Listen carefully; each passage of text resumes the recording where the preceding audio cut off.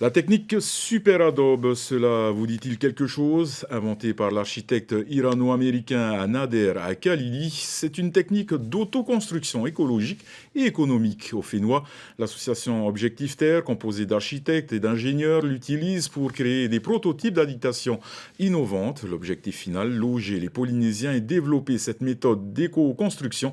Reportage d'Athéna Milka, Melaina Tetouanoui. Au PK46 à Mateia, une maison à la drôle de forme se construit à l'abri des regards.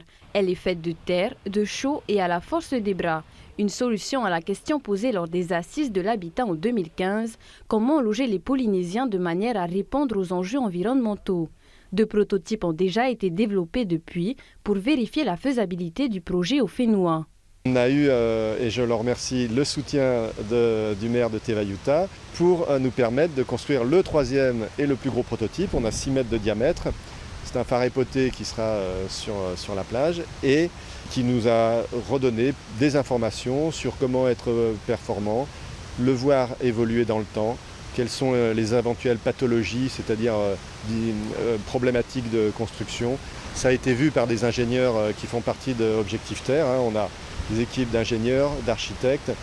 On a fait venir aussi des contrôleurs techniques pour leur demander leur avis. Donc tout ça est en cours, mais c'est très encourageant.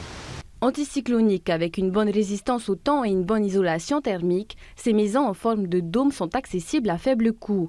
Pour les construire, le processus est simple. Donc, on va utiliser des sacs de polypropylène et on va entasser de la terre. Et normalement, pour cette technique, c'est de l'argile.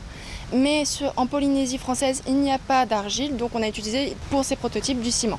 Donc il y a 5% de ciment et 95% de terre dans les sacs. Ensuite, l'objectif, c'est d'empiler ces sacs de terre. Après avoir fait la structure, on recouvre de chaux. Donc première couche avec de l'enduit en terre et du sable.